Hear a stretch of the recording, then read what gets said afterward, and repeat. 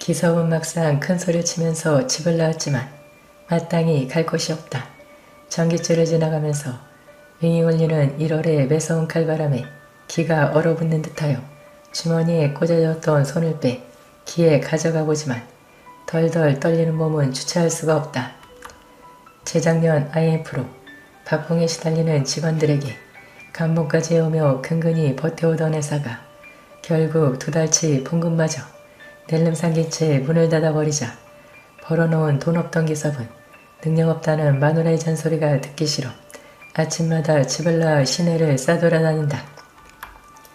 사업 모집, 나이 55세 이하, 정부 납품업체 경일산업, 바람의 반쯤 떨어져 너덜거리는 광고문이 눈에 들어오자 기섭은 호주머니를 뒤적거려 100원짜리 동전화기를 꺼내더니 공중전화 부스로 들어간다. 네네, 잠깐만요. 등본하고 건강진단서요? 네네, 보건소에서. 예, 잘 알겠습니다. 기섭의 발길은 곧장 보건소와 동사무소에 들러 필요한 서류를 준비하였으며 농공단지 끝자락에 위치한 경일산업으로 찾아간 기섭의 가슴이 두근거린다. 그럼 내일 아침 7시 반까지 나오시오. 자기를 정부장이라고 소개한 그 남자는 서류도 제대로 보지 않고 입사를 허락해버린다. 기섭이 사무실을 나오면서 했던 인사는 아마 10번도 더 되었던 것 같다. 오늘 처음 온 거요? 난 반장이요. 앞으로 김반장이라고 부르시오. 자, 이리 와서 불쬐시오. 잘 부탁드립니다이. 모르는 거 있으면 잘 가르쳐 주이소. 기섭이 또 급신거린다. 입이 걸쭉한 30대 중반의 한 사나이가 욕을 섞어가며 이야기를 한다. 기섭은 어정쩡한 얼굴로 딱딱한 작업화를 질질 끌며 공장 구석의 아줌마들 사이로 간다. 저 오늘은 여기서 일을 하라고 하는데 딱히 누구를 꼬집어서 물어보지도 못한다. 이리로 오세요. 이 붓으로 여기를 까맣게 칠만 하면 되거든요. 까만 바지에 빨간 점퍼를 입은 아줌마, 날씬한 몸에 화장기 있는 얼굴, 언뜻 보기에도 이런 공장에서 일할 여자로는 보이지 않을 만큼 세련된 모습이다. 어제 서류를 가지고 올 때부터 아직까지 이렇게 친절한 미소를 본 적이 없을 만큼 그 여자는 상냥한 미소와 함께 자세한 설명으로 기섭에게 친절을 베풀어주는 것이다. 박씨 아저씨는 어떻게 여기까지 오셨어요? 남자들에겐 여기가 무척 힘이 드는 곳인데. 아, 네. 회사가 그만 부도나는 바람에 고만 실직을 해서해. 먹고 살락하이. 그렇게 묻는 그녀는 어떤가? 얼굴도 만반하고 상냥이까지 한 여자인데 힘이 든다곤 했지만 기섭은 별 어려움 없이 오전을 보냈다. 12시가 되자 모두들 점심을 먹으러 식당으로 가는데 자기를 영미엄마라고 소개한 그 세련된 여자가 기섭에게 다가오더니 같이 식당으로 가자는 것이다. 이런 공장에서 여자와 같이 일을 하다니 기섭은 은근히 앞으로 일들이 기대된다. 식당의 밥은 갈비찜도 있고 반찬도 먹을만 했다.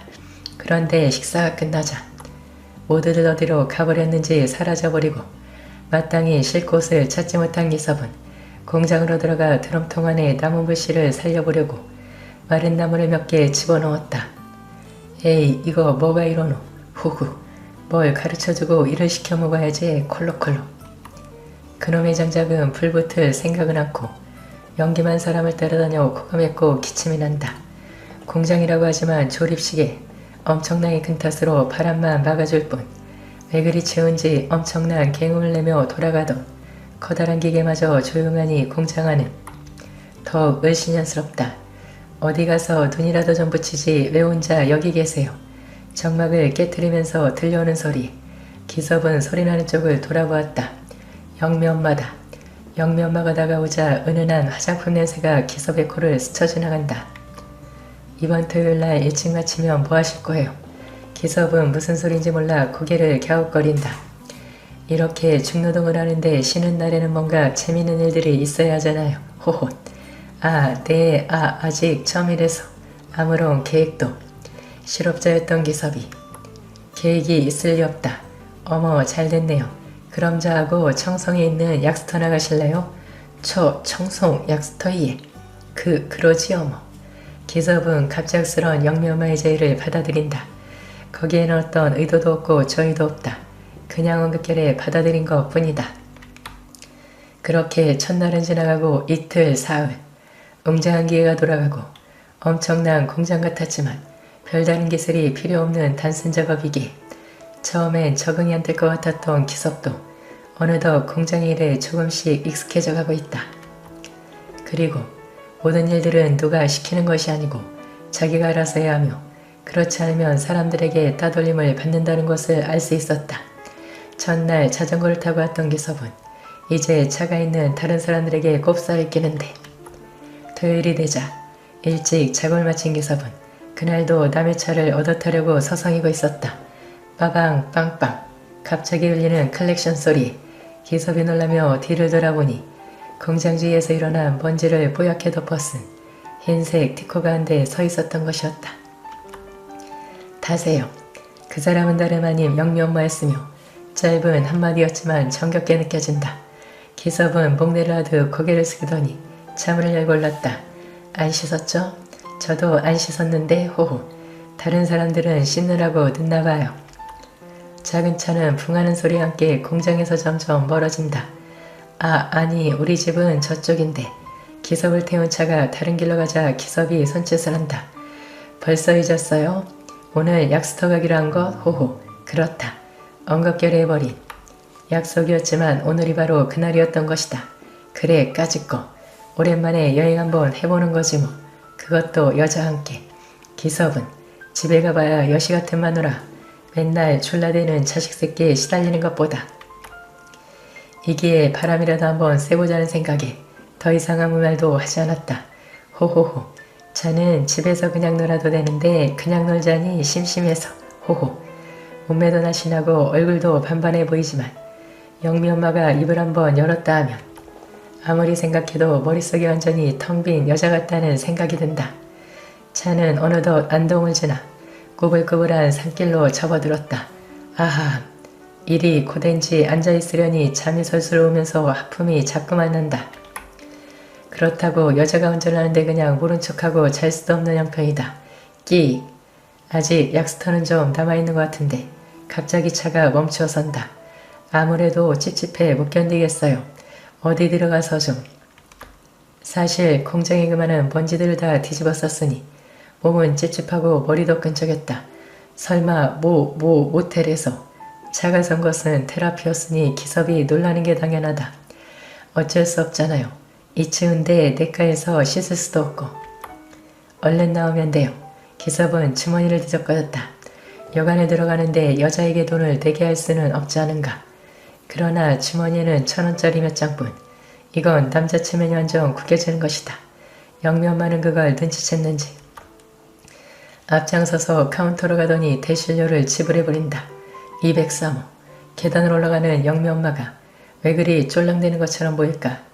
먼저 전 텔레비전 보고 방으로 들어간 영미 엄마가 리모컨을 들더니 기섭에게 먼저 씻으라고 했다. 주도권을 빼앗겨버린 기섭은 아무 소리도 못하고 욕실로 들어갔다. 집과 멀리 떨어진 곳에서 여자 아단들이 있게 된 기섭은 괜히 묘한 기분이 든다. 아무 생각 없이 있는 사이 욕실의 문이 열린 것이다. 기섭은 자신도 모르게 얼른 가려버린다. 기섭은 가슴이 쿵쾅거리며 시선을 어디에다 둬야 할지 몰라 고개를 푹 떨군다. 아이 아저씨 뭐 그리 수줍어하세요. 호호. 너무 순진하시다. 32살의 여인. 기섭과는 10살의 나이차가 나지만 영명은 무척 대담하다. 역시 이런 것 때문에 문단성들이 남의 여자를 넘보는 것이 아닐까. 눈앞에는 여인엔 다른 것은 아무것도 보이질 않는다. 저는 50대 초반의 남자이고 직업은 외과의사입니다. 슬아의 아들이 한 명 있는데 아들과 둘이서 한 집에 살고 있어요. 아내와는 사별한 지 10년 정도 되어갑니다. 김 선생, 이렇게 오래 혼자 살았는데 외롭지 않아? 외롭지 않다면야 거짓말이겠지. 우리 처제친구가 땡땡여대 영문과 교수인데 이혼하고 혼자야. 성격도 좋고 인물도 예쁘장하고 김 선생과 잘 어울릴 것 같은데 한번 만나볼래? 아이고 됐어. 재혼 생각 있었으면 우리 지민이 어렸을 때 했을 거야. 예나 지금이나 재혼 생각은 없다 이건가? 외롭다고 재혼하는 것도 좀 그래. 같이 살고 싶은 사람이 생겨서 재혼하는 거면 몰라도 자네는 나이가 들어도 로맨티스트구만. 재수씨 살아생전 그렇게 애쳐가더니 아직도 지민이 엄마 못 잊어서 그래? 그것도 사실이야. 지민이 엄마만한 여자를 아직 못 만났어. 여전히 애 엄마가 많이 그립기도 하고. 김 선생, 이 도령이 따로 없네. 요즘 자네 같은 일편단심이 있다는 게 새롭고 감동스러울 지경일세. 무슨 감동식이나? 내가 그저 주변머리였고 융통성이 없어서 그렇지. 무슨 소리? 자네 정도면 어디만 나갔다 해도 여자들이 줄을 설걸? 동안이라 아직 외모 봐줄만 하지. 직업 의사지. 어이구 아소. 여자들이 줄을 설 나이는 지났어. 내가 무슨 꽃미 남자 아니고 중늙은이에 애 딸린 호라비한테 무슨 여자들이 줄을 서나? 중늙은이라니? 시대를 몰라도 한참을 모르네 이 사람이. 요즘 50대 초반이면 청춘 소리 듣는다고? 청춘은 무슨? 그래, 뭐 마음으로라도 아직 청춘이다 생각하고 사는 게 나쁠 건 없지. 김 선생, 아무튼 내 자리 잘 생각해봐. 무턱대고 거절만 하지 말고. 사람도 만나기 시작해야 물꼬가 트이는 거니까. 지민이도 이제 다 크는데 언제까지 혼자 살려고 그러나? 아내와 사별하고 오랫동안 혼자 지내는 저를 두고 주변 지인들은 걱정하는 소리들을 많이 합니다. 친구뿐 아니라 가족들도 저에게 잔소리를 많이 하죠. 예, 태영아, 너 언제까지 재혼 안 하고 버틸 거니? 누나도 참, 무슨 총각이 장가 안 가고 노총각으로 늙은 것도 아닌데 버틴다는 표현까지 써요? 옆에서 보는 내가 답답하고 딱해서 그런다. 병원에서는 선생님 소리 들으며 종일 진료보고, 집에 와서는 앞치마 메고 아들 저녁상 차리고, 일요일에는 청소기 돌리고 종일 빨래하고. 아줌마라도 쓰든가. 회사 월급 받아서 다 어디다 쓰니? 누나도 참, 밥 차리고 집 청소하는 거 보기 딱해서 재혼하라는 거요? 그것도 중요하지. 네가 능력이 없는 것도 아니고 명색이 의사인데 집에서 살뜰한 내조받으면서 살아도 모자랄 판국에 거진 10년을 그렇게 짠내 나는 호라비로 사는 게 보기 딱해서 그런다. 그리 딱하면 누나가 와서 가끔 청소도 해주고 그러시구려.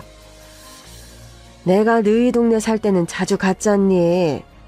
가평으로 전원주택 지어서 내려오고 치매 시어머니 간병하는 내 사정 뻔히 알면서 그런 말을 해? 누나, 나 이젠 혼자 사는 거 적응도 많이 됐고 수민이도 다 커서 청소니 빨래니 많이 도와줘요. 오히려 빨래나 청소는 지민이가 나보다 더 잘하고요. 니처 살아있을 때 집안이랑 절연까지 하면서 마누라밖에 모르고 살더니 마누라 죽어서도 그저 죽은 마누라 치마폭에서 살 작정이냐? 누나는 무슨 말을 그런 식으로 해요? 아직 지민이 엄마만한 여자를 못 만나서 그래요. 됐어요? 아유 복장 터져. 살아서 온 집안 시댁 식구들을 이겨먹더니 죽어서도 니처는 너를 소나기에서 놓아주지 않는구나. 누나, 입은 비뚤어져도 말은 바로 해요. 죽은 사람이 무슨 말이 있어요? 그저 제가 그 사람 못 잊어서 이러고 사는 건데 그런 말은 마세요. 네 걱정으로 시름이 깊은 누나 앞에서 죽은 마누라 역성드니? 누나가 말을 이상하게 하잖아요. 살았든 죽었든 지민이 엄마는 제 아내예요.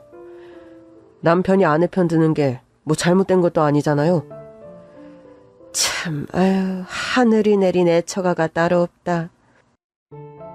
너희 마누란 무슨 복에 죽어서까지 네 사랑을 이리 독차지하니? 참, 천생연분이다, 천생연분이야. 그럼요. 그 말은 나도 인정이네. 팔불출의 미령 곰탱아. 머리가 그렇게 좋아서 서울대 의대까지 나온 녀석이 아직도 그리 이치가 파악이 안 되니? 언제까지 죽은 마누라 그리며 혼자 살 작정이야? 누나, 내가 좋아 그 사람 그리며 사는 건데 그런 잔소리는 마세요. 이렇게 사는 게 괴롭고 별로였음 진작에 내가 때려치웠겠지. 안 그래요? 그래, 네가 좋아 그리 산다는데 내가 더 무슨 말을 하겠니? 재혼짜리 그리 좋은 데를 수십 군데나 마다한 너한테 이제 누구 만나보라는 소리 하기도 물리는구나. 물리면 그만하세요. 알았어. 네가 그리 말 안 해도 그만할 거다. 사별한 아내를 저는 아직 마음속에서 지우지 못했습니다. 살아생전 아내와 저는 유달리 금슬이 좋았어요. 저희 집안이요, 원래 3대가 의사입니다. 할아버지, 아버지, 저에 이르는 3부자가 모두 의사였고 이런 스펙을 훈장과 자랑처럼 여기는 집안 분위기가 있었죠. 그에 반해 아내는 고원 출신의 간호사였습니다. 아내와는 제가 대학병원에서 레지던트 하던 시절 의사와 간호사라는 동료 신분으로 만났죠. 아내를 보자마자 저는 첫눈에 반했었고 동료와 연애를 하고 싶지 않다는 아내의 의견 때문에 처음엔 일방적인 구애만 한동안 했었습니다. 같은 직장에서 일하는 동료와 사적인 감정으로 만나는 거 제 취향 아니라고 말씀드렸을 텐데요. 그게 그렇게 중요한 문제인가요? 네, 저한테는 중요해요. 대체 같은 말씀을 몇 번을 드려야 하는 건가요? 그럼 제가 병원을 옮기죠. 그렇게 하면 저를 만나주실 겁니까? 김태용 선생님, 원래 이렇게 막무가내세요? 아니요, 원래 그런 사람은 아닙니다. 그런데 저한테 대체 왜 그러세요? 우리가 본 지 서로 얼마나 됐다고 저한테 그리 저돌적이시냐고요. 사람 마음이나 확신이라는 게 꼭 시간에 비례하는 건 아니잖아요. 제 어디가 그렇게 좋으세요? 솔직히 우리 병원에 저 말고 미인들도 많고 또 의사 선생님들은 간호사와 잘 사귀지도 않은 게 불문율인데 이러시는 이유 솔직히 납득이 안 가네요. 자유진 선생님, 자존감 높은 사람인 줄 알았는데 아니었나 봐요? 그게 무슨 말씀이시죠? 전 우리 병원에서 차 선생님만큼 예쁜 분을 본 적이 없어요. 또 의사와 간호사가 안 사귀는 게 불문율이라니 그건 어느 나라 법전에 나오는 말인가요? 됐어요. 이런 식의 신랑이 다 의미 없는 것 같아요. 병원 옮기겠다는 등 그런 쓸데없는 말씀만 하지 마세요. 그럼 우리는 영영 남녀 사이로 발전 가능성은 없는 겁니까? 저한테 단단히 콩깍지가 씌인 것 같은데 그 콩깍지 언제까지 가나 함 두고 보려고요. 그게 무슨 말이에요, 차 선생? 우리 한번 만나봐요. 대신 동료들은 절대 모르게 비밀 연애예요. 정말입니까? 이 말 무르게 없기에요? 대신 연애하는 거 들통나는 순간 전 김 선생님과 헤어질 거니까 알아서 하시고요. 절대 안 들킬 자신 있어요. 앞으로 차 선생 하라는 대로 다 할게요. 나 보면서 그렇게 바보처럼 웃지 말아요. 그 표정 보는 순간 사람들이 다 알아채겠네. 알았어요. 차 선생 앞에서는 웃지도 않고 인상 팍 쓰고 표정 구기고 있죠 뭐. 김 선생님 일할 때는 카리스마 쩔고 이런 모습 있을 거라 상상도 안 됐는데 알다가도 모를 뿐이네요. 이런 모습이 싫어요? 똑똑하신 분이 그런 걸 물으세요? 네? 그게 무슨 말입니까? 싫으면 사귀자 소리가 나오겠어요? 암튼 바본 거예요. 말귀를 못 알아먹는 척하는 거예요? 아내의 그 말에 심장이 터질 것처럼 뛰던 그 행복한 순간이 지금도 기억에 생생한 저입니다. 돌아진 척 새침하게 저를 흘겨보던 아내의 외꺼풀진 눈매가 왜 그렇게 예쁘던지요. 쌍꺼풀 없는 아내의 깊고 그윽한 눈매가 저는 참 좋았습니다. 그 눈매와 눈동자를 뚝 닮게 태어난 아들이죠. 아빠, 가끔 보면 아빠는 제 눈을 한참이나 뚫어지게 보실 때 있는 거 아세요? 내가 그랬냐? 그거야 네가 요즘 딴 눈 안 팔고 공부 열심히 하나 독심술로 아빠가 알아보려고 그런 거지? 진짜요? 그럼 진짜지. 아빠가 거짓말하는 거 봤어? 아들의 눈 속에 아내의 눈이 있어서 그렇게 한참 볼 때가 많다는 걸 아들은 모를 겁니다. 눈매뿐만 아니라 성격이나 식성도 제 엄마를 많이 닮은 아들이죠. 학교에서 담임선생님께 대들었다면서? 반장이면서 애들 앞에서 선생님께 대드는 녀석이 어딨어? 아빠, 아무리 선생님이어도 잘못한 건 잘못한 거고 아닌 건 아닌 거죠. 그건 또 무슨 말이니? 우리 반에 왕따 당하는 친구가 한 명 있는데 그 애가 선생님한테 학교폭력 신고를 상담했어요. 그런데 선생님이 뻔히 사실을 다 아시면서 학폭 가해자애가 옆반 부반장인데 사는 집 아들이라고 쉬쉬하며 넘어가라고 하셨고요. 그래서 애들 앞에서 선생님한테 대거리를 했다는 거야? 네, 저도 중학교 때 잠깐이지만 학교폭력 당해봐서 그게 얼마나 괴롭고 트라우마가 큰지 아니까요. 선생님이 돼서 도와주진 못할 망정 그러시는 거 너무 아니라고 생각했어요. 선생님한테 그래서 대들었다? 네, 아빠. 우리 아들 잘했네. 지민이가 네 엄마 닮아서 할 말은 꼭 해야 하는 성미구나. 김지민 우리 아들 맞네. 잘했다. 아주 잘했어. 아들처럼 아내 역시 성정이 곱고 할 말은 하는 성미였습니다. 경우도 바르고 본인 생각이 아니다 싶은 일은 목에 칼이 들어와도 허락하지 않는 성미였죠. 그런 아내를 두고 같은 병원에서도 차 선생 성격 너무 피곤하지 않아? 매사 좋게 넘어가는 법이 없으니. 그래도 경우에 없는 틀린 말 하는 적은 없잖아요. 누구는 뭐 그런 경우 몰라서 입 닫고 사냐고. 뭐라고 경우를 밝히면 잘난 척한다고 윗선에서 싫어하니 알아서 조용히 입에 자크 잠그고 사는 거지. 그래도 차 선생처럼 할 말하는 사람이 한 명쯤은 있어줘야 세상이 좀 정의롭게 굴러가지 않겠어요? 김 선생, 차 선생 대변인이야? 왜 그렇게 눈에 쌍심지를 켜고 차 선생을 비호해? 아니 뭐 평소에도 보면 차 선생님이 간호사실에서도 군기반장처럼 분위기를 잘 정리도 하고 시의적절하게 할 말 윗선에 해줘서 아랫사람들이나 동료들이 편하게 묻어가는 게 있으니까요. 둘이 보면 좀 수상해. 은근히 티 안 나게 서로 챙기고 말이야. 김 선생 혹시 차 선생하고 사귀나? 그럴 리가 있겠습니까? 차 선생님이 얼마나 눈이 높은데요. 병원 내에서도 평소 바른말 잘하기로 나름 악명이 높은 아내였답니다. 아내의 그런 성정을 그대로 닮은 아들을 보면 아내 생각이 더 나는 저였습니다. 사실 아내와 병원에서 만나 연애를 시작했지만 결혼까지 가는 길은 순탄하지는 않았습니다. 대웅이 너 일하는 병원에 자유진인가 하는 간호사 만나고 다닌다던데 사실이냐? 병원 내에서 아내와 저는 비밀 연애를 한다고 했는데 어느새 소문이 났고 그 이야기가 저희 아버지 귀에까지 들어간 거였죠. 그런 얘기는 어디서 들으셨어요? 내 제자들 여러 명이 네가 일하는 병원에 있는 건 모르냐? 그분들은 환자 보느라 바쁠 텐데 남의 일에 관심 가질 시간이 있었나 보네요.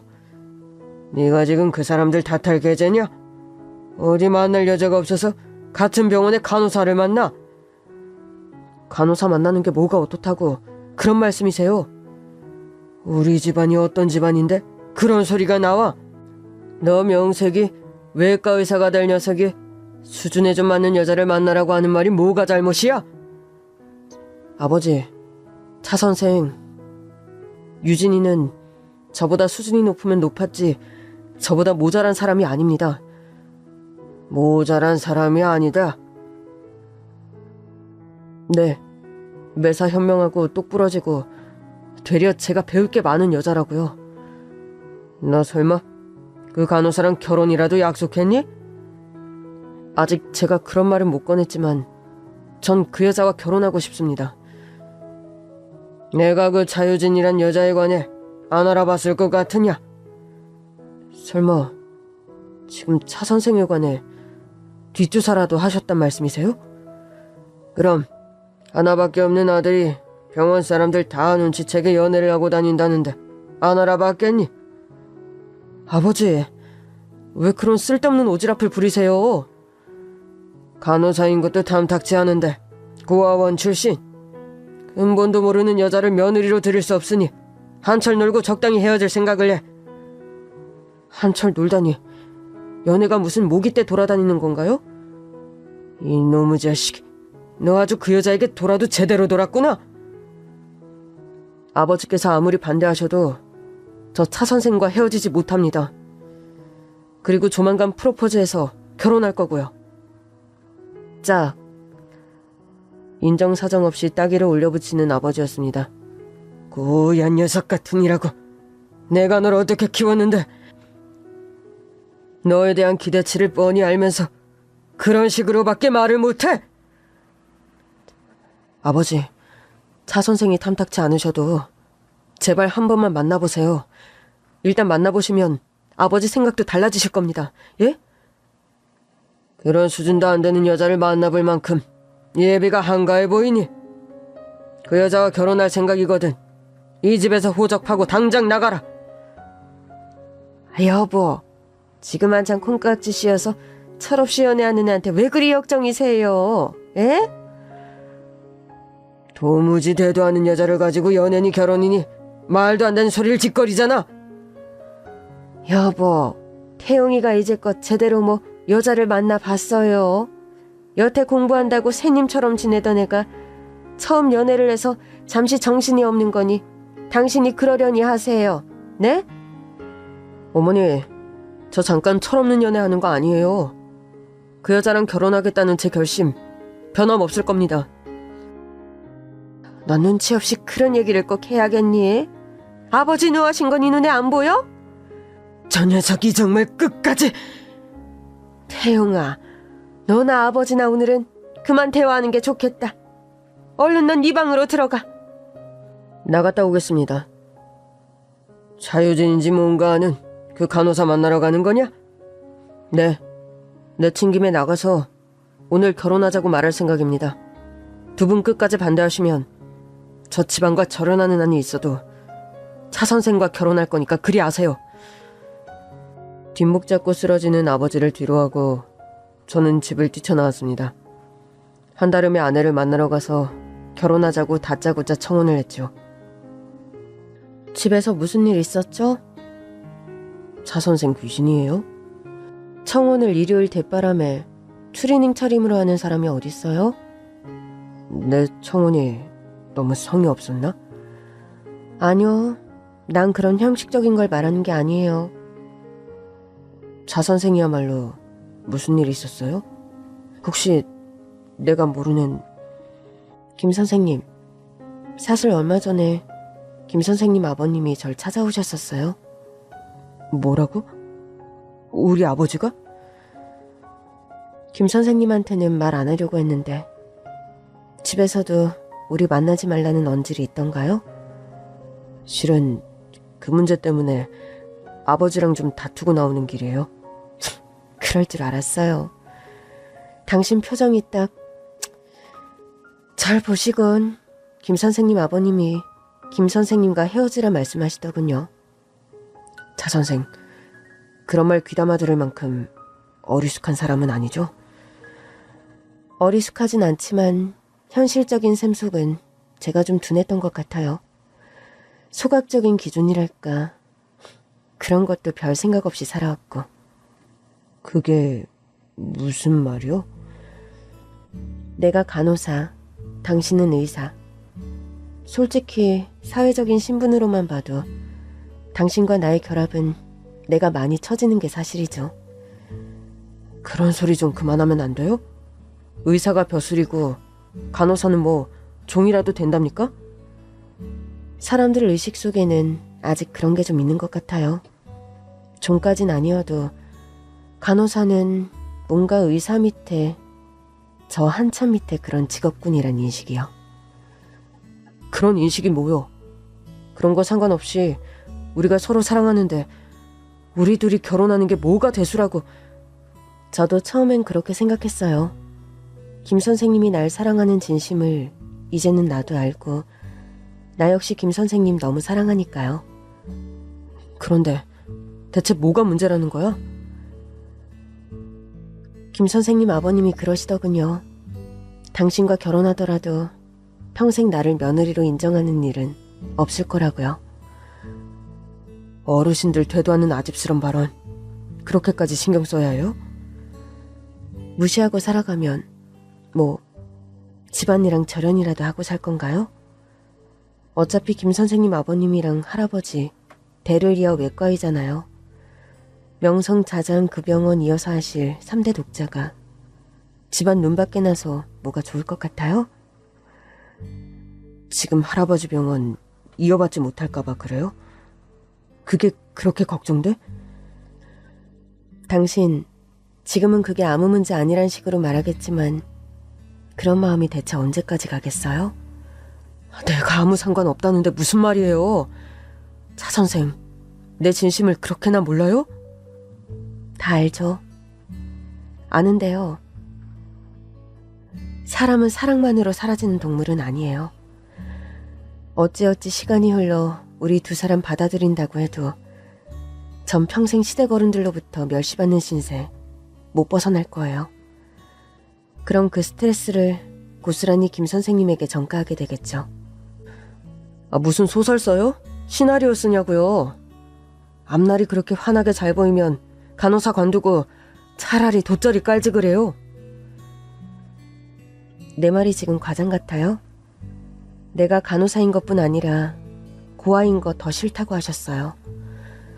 근본도 모르는 여자를 어찌 며느리로 들이겠냐. 입장 바꿔 생각해봐라. 금지옥엽 아들 그런 고아 출신 며느리가 채워간다면 겁이 안 나겠냐. 아버지가 진짜 그런 말씀까지 하셨단 말이에요? 저한테는 비수가 되는 말이었지만 무슨 게요. 입장 바꿔 생각하니 아버님 입장 전혀 이해 안 가는 바도 아니더군요. 김 선생님, 우리 여기까지만 해요. 한평생 살면서 서로 그리워할 사람 한 명 마음에 품고 사는 것도 그리 나쁠 것 같진 않아요. 아내는 차갑게 돌아서며 이별을 고했습니다. 아내의 마음을 돌리는 일은 쉽지 않았어요.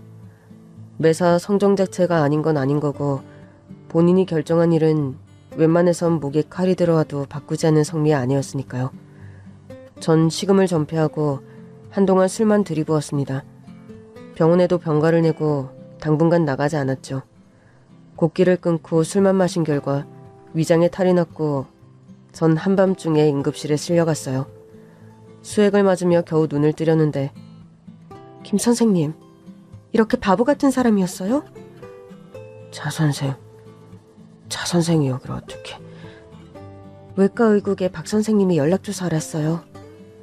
김 선생님 요새 시체처럼 산다고, 저러다 사람 죽지 싶다고 나한테 협박하시더군요.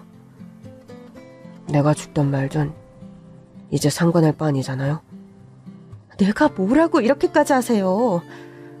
말했잖아. 당신 아니면 난 사는 재미도 없고 굳이 살아야 할 이유도 없는 사람이라고. 한 차례의 짧은 이별 이후 저와 아내는 둘만의 결혼식을 올렸습니다. 전 집안의 절연을 선언하고 나와 집안의 도움을 전혀 받지 않고 단칸방에서 아내와 신혼살림을 시작했죠. 당신한테 아무것도 못해주고 결혼식만 달랑 올려서 너무 미안하네. 그런 말 하지 말아요. 내가 공주처럼 살던 사람도 원래 아니고 이만하면 나한테는 아방궁이나 매한가지예요. 아방궁은 솔직히 아니잖아. 방도 하나밖에 없고 욕실도 작고 부엌도 저 모양인데. 내 곁에 당신이 있잖아요. 전에 헤어지면서 당신은 평생 내 것이 될 수 없는 남자라 생각했는데 이렇게 떡하니 매일 아침 같이 눈 뜨고 매일 밤 같이 잠드는 게 꿈만 같아요. 그래서 이런 단칸방도 아방궁 같아요? 네. 사람한텐 돈도 재물도 아니라 자기한테 제일 소중한 게 보물이잖아요. 그런 보물이 나한텐 당신이고 보물이 있는 곳이 아방궁이지 뭐가 아방궁이겠어요? 허름한 신혼살림, 초라했던 작은 결혼식, 그런 것에 아무런 불만도 없이 마냥 행복하다는 아내였습니다. 집안 어른들과 척을 지고 반항하듯 뛰쳐나온 저라서 아무 도움이나 지원을 받을 수 없었던 탓에 그런 식으로 신혼살림을 시작해야 했던 거죠. 그래도 아내와 결혼 생활은 너무나 행복했습니다. 한 달에 하나씩 살림을 장만해 나가는 재미도 소소했죠. 결혼하고 1년쯤 지났을 때 아내는 임신을 했고 아들 지민이가 태어났습니다. 아들이 태어나고 얼마 안 있어 제가 일하는 병원으로 부모님이 찾아오셨습니다. 언제까지 절연하고 지낼 작정이냐? 아들 낳았다면서 손주까지 태어난 마당에 다 받아들이려고 하니 네 아내 몸 추스르면 집으로 한번 찾아와라. 아들이 태어난 후로 부모님과도 왕래를 하며 지내게 되었습니다. 제 눈치를 보셔서 그랬는진 모르지만 부모님께서는 결혼 전과 달리 아내에게 싫은 소리를 하거나 시집살이를 시키지는 않으셨습니다. 그래도 혹시 아내와 부모님 사이에 불편한 일이 생기는 게 싫어서 저는 부러워 집안과 거리를 두고 생활했죠. 아들을 키운다고 아내는 간호사 일을 휴직하고 집에서 살림하고 육아에 매진을 했습니다.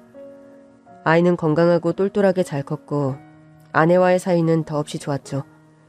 그러던 어느 날이었습니다. 여느 날처럼 아침에 일어나서 식사를 준비한다고 동동거릴 아내가 그날따라 기척이 없더군요. 아내가 피곤한가 싶어서 저는 잠든 아내와 아들 몰래 부엌으로 가서 조용히 아침 식사를 준비했습니다. 아내는 요리를 잘했지만 전 딱히 할 줄 아는 게 없어서 식빵을 굽고 과일을 자른 게 아침 식사의 전부긴 했지만요. 아내가 좋아하는 스프도 데워서 준비를 해놓고 아내에게 가서 깨웠는데 일어날 생각을 안 하는 겁니다. 여보, 일어나봐. 일요일이라고 너무 늦잠만 자는 거 아니야? 아빠, 엄마 아직 안 일어나셨어요? 그러게. 엄마가 오늘 많이 피곤하신가 보다. 아빠, 근데 엄마 얼굴이 왜 이렇게 하얗죠? 아들 말 맞다나 아내의 안색이 너무 좋지 않은 겁니다. 혹시나 싶어 아내의 심장이 귀를 대어봤는데 박동소리가 없었어요. 전 당장 아내의 맥을 짚었는데 맥도 잡히지 않았습니다. 아내를 흔들어 깨우다 119에 신고를 하고 아내에게 응급처치를 했습니다. 급성 뇌출혈입니다. 이미 뇌사 상태라서 마음의 준비를 하셔야겠습니다. 말도 안 돼요. 어제까지 아무렇지 않게 건강하던 사람인데. 아내는 간호사여서 병원에서 일하던 당시 사후 장기기증에 약속을 한 사람이었죠. 급작스런 아내의 죽음 이후 아내의 폐, 간, 심장, 신장 등은 건강이 좋지 않아 기증을 기다리는 사람에게 기증되었습니다. 무엇보다 갑작스런 아내의 죽음은 저에게 너무 큰 충격과 슬픔을 가져왔죠. 전 한동안 병원 일도 아들을 돌보는 일도 하지 못할 정도로 슬픔이 컸습니다. 태용아, 네가 상심이 큰 건 알겠지만 산 사람은 살아야 하지. 어쩌겠니? 아빠, 이젠 식사도 좀 하세요. 네? 어린 아들이 울면서 저에게 밥을 먹으라고 간청하는 것을 보고 문득 정신이 들더군요. 아내가 어디선가 보고 있다면 당신 나이만 먹었지 어린애가 따로 없네요. 내가 죽었다고 이런 식으로 넋놓고 앉아있으면 어쩌자는 거야? 지민이한테 이제 당신밖에 없는데 빨리 정신 안 차리고 뭐해요? 그런 식으로 호통치는 아내의 목소리가 문득 선연하게 귀에 쟁쟁 울리는 듯 했습니다. 미안하다 지민아. 앞으로는 아빠가 밥도 잘 먹고 지민이랑 축구도 다시 하고 그러자. 응? 아들이 그때 제 곁에 없었더라면 전 정말 극단적인 선택을 했을지도 모르겠어요.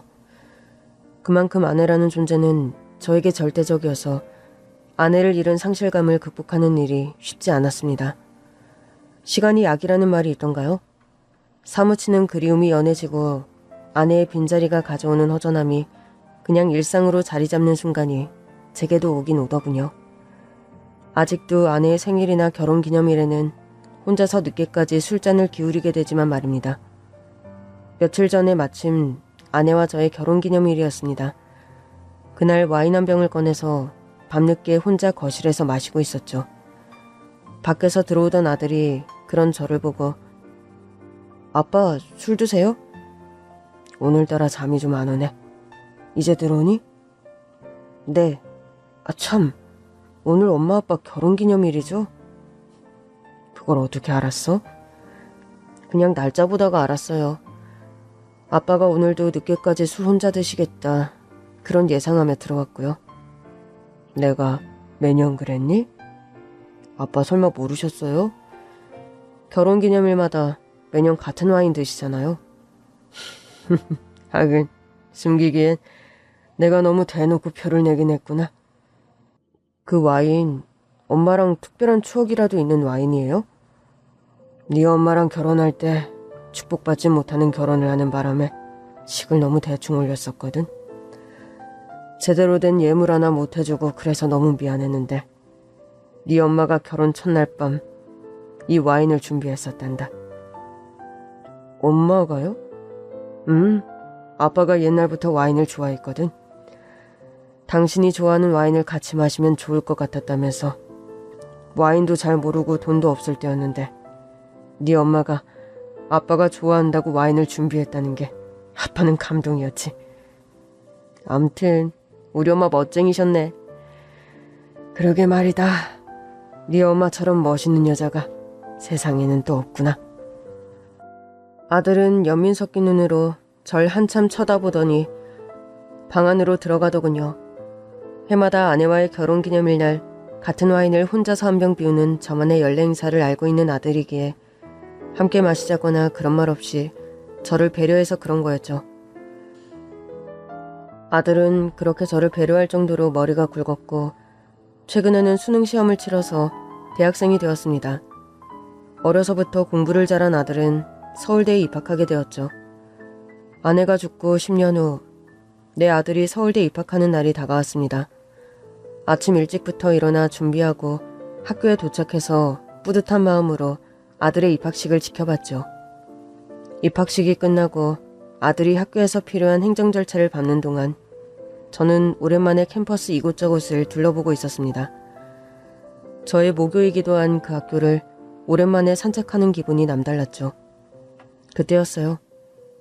익숙한 목소리 하나가 뒤에서 불러세우는 겁니다.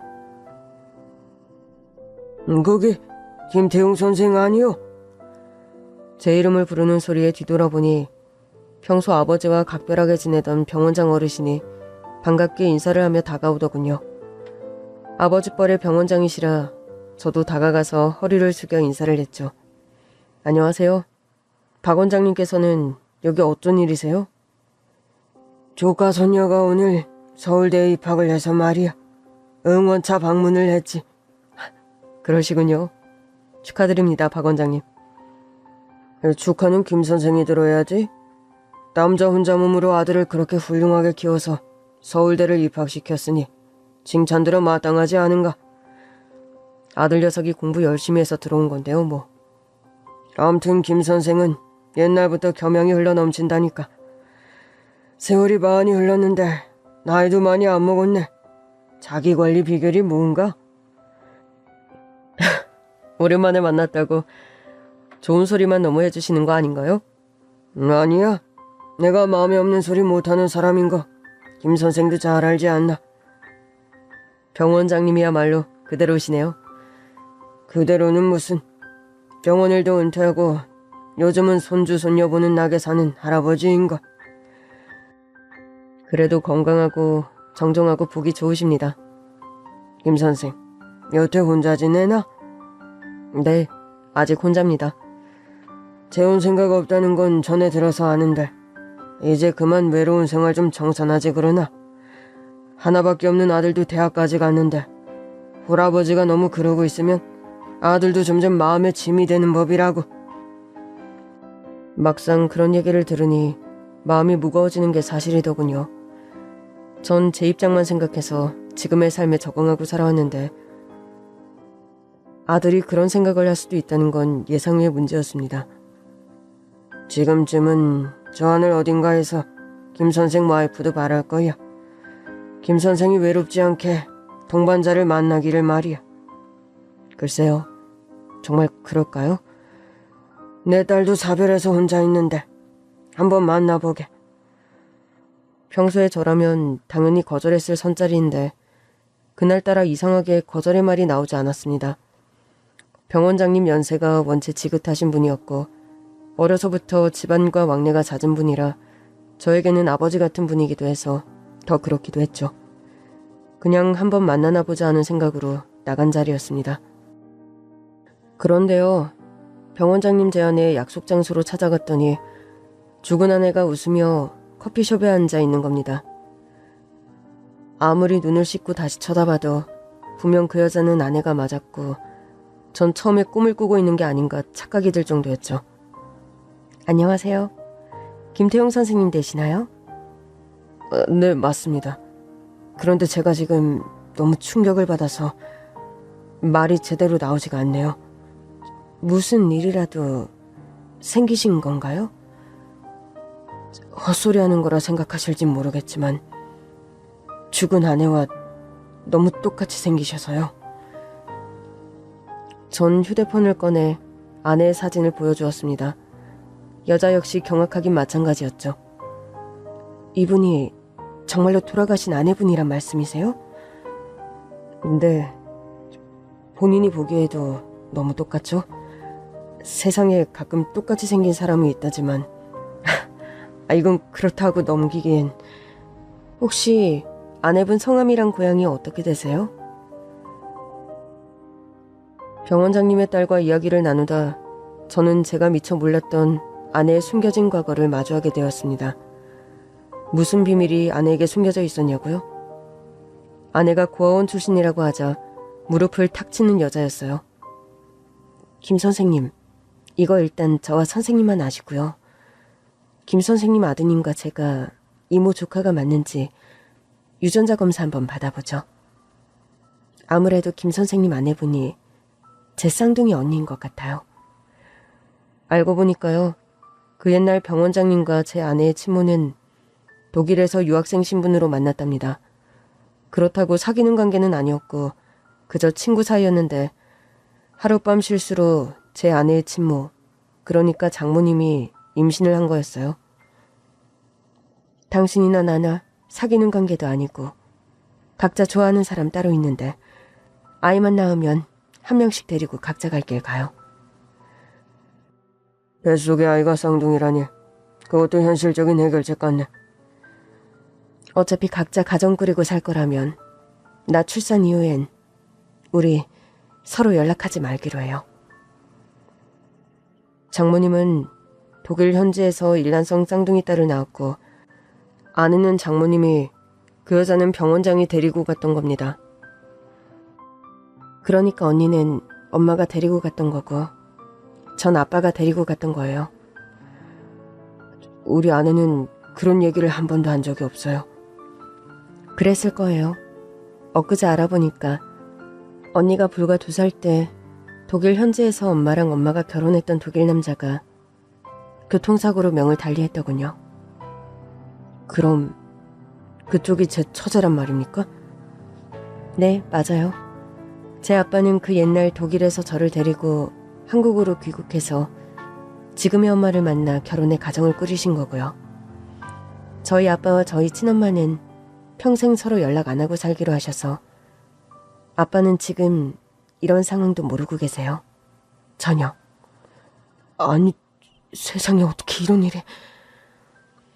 언니는 독일 현지서 고아원에 맡겨졌다가 5살쯤 한국의 고아원으로 건너오게 된 모양이더군요. 그래서 제 아내가 동생이 있었다는 사실조차 몰랐던 거군요. 유전자 검사 결과가 나왔어요. 보세요. 지민이와 제가 이모 조카 사이가 맞다고 나왔어요. 전 눈으로 보면서도 모든 사실이 실감이 나지 않아 한동안 아무 말도 하지 못했습니다. 병원장님이 한번 만나보라고 했던 혼자 된 딸이 제 처제였다니 경악할 만한 사실이 아닐 수 없었죠. 저와 그 여자, 아니 처제는 모든 사실을 가족에게 고백했습니다. 저는 아들 지민이에게, 처제는 병원장님께 최근에 알게 된 사실들을 죄다 털어놓았죠. 고민 끝에 저, 아들, 처제, 병원장님이 모여 식사를 하기로 했습니다. 네가 지민이니? 안녕하세요. 김지민이라고 합니다. 나에게 너같이 의젓한 손주가 있을 거라고는 생각 못했는데 반갑구나. 난 네 할아버지 박환수라고 한다. 병원장님, 아니 장인어른은 제 아들 지민이를 보자마자 끌어안고 한참을 오열하시더군요. 나만 놓고 평생 보지 못한 딸이 있었는데 그 딸이 죽은 줄도 모르고 또 그 딸의 장성한 아들도 오늘에서야 보는구나. 아버지, 그만 우세요. 독일에서 엄마와 잘 지내는 줄 알고 그러셨던 거잖아요. 우리가 서로의 가정을 꾸려 사는 사정을 알았기에 터치하지 않기로 한 약속을 지킨답시고 내가 네 언니 소식에 너무 무심했구나. 네가 지민이구나. 반갑다, 지민아. 난 네 이모 박소영이라고 한단다. 안녕하세요, 이모. 아들에게는 졸지에 어느 날 갑자기 외할아버지와 이모가 생긴 셈이었죠. 저 역시 세상에 있을 거라고 생각하지 못했던 장인어른과 처제가 동시에 생겨버려서 경황이 없을 지경이었습니다. 자꾸 왕래하며 가끔 보며 지내던 자네가 우리 큰딸의 신랑이었다니 이런 운명의 장난이 다 있나 싶구먼. 아빠, 그날 서울대 입학식에서 형부를 보고 저 만나라고 하셨던 게 어찌 보면 하늘의 계시 같기도 해요. 그러게 말입니다. 평소 선짜리라면 별로 좋아하지 않았던 저인데 그날따라 이상하게 병원장님 제의를 거절할 수가 없더군요. 그러게 말이야. 저 하늘에서 우리 큰딸이 자네와 우리를 만나게 하려고 애를 썼던 게 아닌가 싶구만. 병원장님, 아니 장인어른은 말씀을 하시는 중간 자꾸 울음을 내비치시더군요. 저 역시 아내를 틀에 찍은 듯 빼다 박은 처제 얼굴을 보고 있자니 감회가 복잡했습니다. 아내와 처제는 일란성 쌍둥이라서 정말 같은 사람이라고 해도 믿을 정도로 외모가 똑같았기 때문입니다. 언니는 어쩌다 그리 빨리 돌아가신 거예요? 아침에 일어났는데 하룻밤 사이 안녕이라고 급성 뇌출혈로 허망하게 떠나갔어요. 전날 저녁까지 저랑 저녁 먹고 수다 떨고 배드민턴까지 치셨는데 다음날 갑자기요.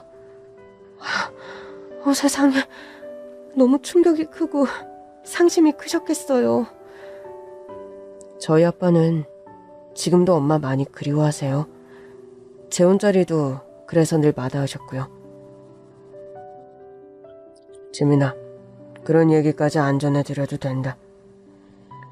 지민이가 굳이 안 전해도 다 아는 사실인걸 뭐. 우리 큰딸 빈자리에 평생을 외롭게 살아온 김 선생 인생을 내가 잘 아는데 마음이 참 짠하고 그러네.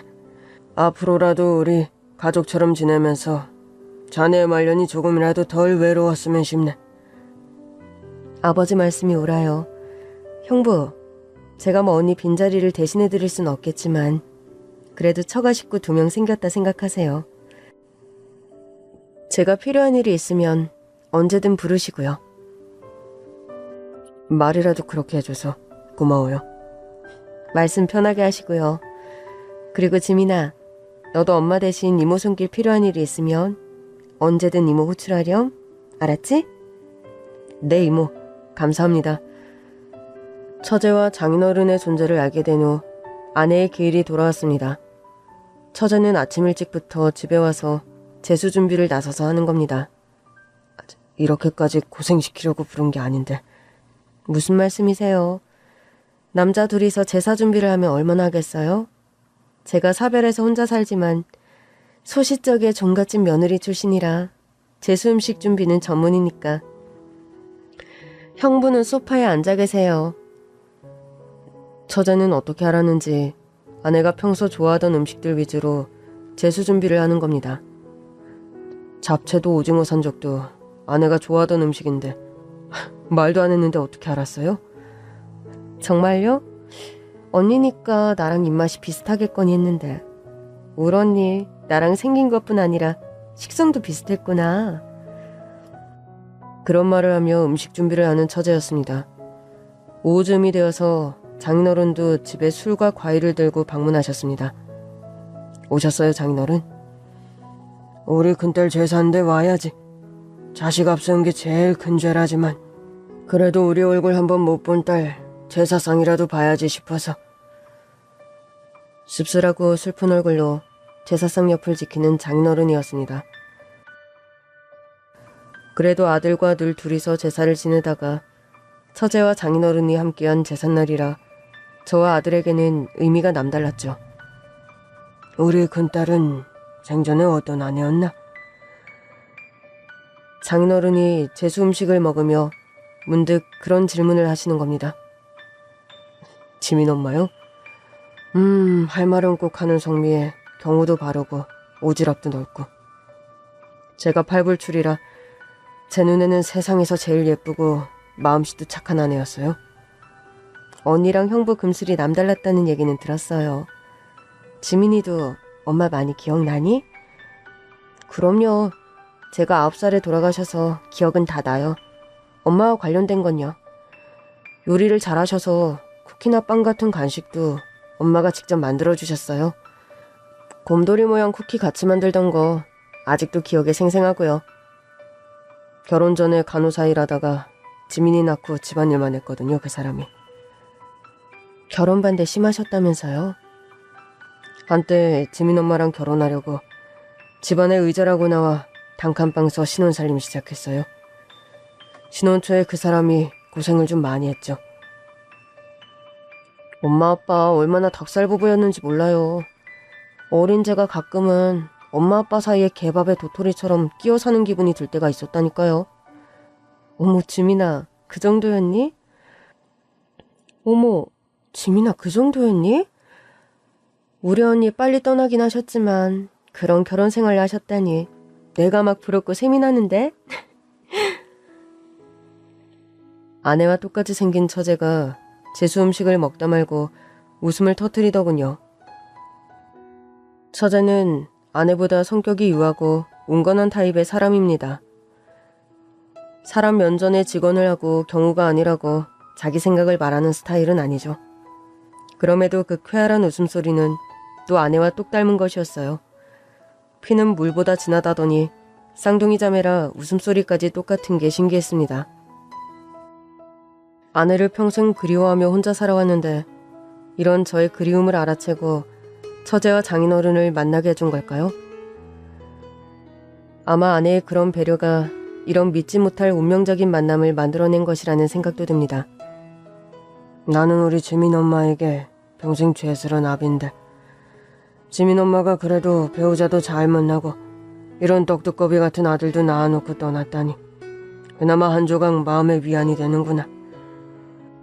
아버님, 그때 책임 안 지려고 하신 것도 아니고 장모님과 어쩔 수 없이 현실적인 타협을 하신 끝에 이렇게 된 건데 그런 말씀은 안 하셔도 됩니다. 그래요, 아빠. 우리 중 누구도 아빠 탓하는 사람 아무도 없으니 제발 그런 말씀 마세요. 그래요. 할아버지 상황이 어쩔 수가 없던 건데 엄마도 다 이해하실 거예요. 제수 음식을 먹으며 아들, 처제, 장인어른과 그런 이야기를 두런두런 주고받는 밤. 순간적으로 아내의 가족들과 아내의 제사를 치르고 그런 대화를 하는 상황이 비현실적으로 느껴졌습니다. 제가 아는 아내는 고아원에서 유년기와 사춘기를 보낸 세상천지 가족이라고는 없는 천의 고아였으니까요. 결혼을 결심하고 제대로 프로포즈 하던 날, 차 선생님의 유일한 가족이 되고 싶어요. 그리고 영원히 내 소원 좀 들어줄래요? 제 프로포즈에 환하게 웃으며 고개를 끄덕이던 아내 얼굴이 기억에 생생합니다. 그 시절 아내의 얼굴엔 주름이 없었는데 지금 아내의 얼굴을 똑 닮은 처제의 얼굴엔 주름도 있고 희끗희끗한 흰머리가 있다는 게 새삼 세월의 흐름을 느끼게 했습니다. 여보, 저 하늘에서 보는 오늘의 제삿날 풍경이 어때요? 늘 지민이와 나 둘이서 단출하게 당신 제사를 지냈는데 처제가 제수 음식을 만들어서 오늘 제사상에 음식도 아주 풍성하다오. 당신이 좋아하는 잡채와 오징어 산적을 아주 맛있게 만들어서 제사상에 올린 처제라오. 성격만 조금 다를 뿐 당신과 똑같이 생긴 처제인데 당신은 한 번도 본 적이 없지? 당신과 처제가 마주할 수 있는 운명이었더라면 어땠을까? 그런 부질없는 생각도 해보는 밤이오. 처제와 장인어른은 당신을 아주 많이 그리워하는 내 마음을 헤아린 당신의 배려라 생각할게요. 먼 곳에서 부디 늘 평안하고 행복하길 바라오. 긴 얘기는 여기서 이만 마칠까 합니다. 감사합니다.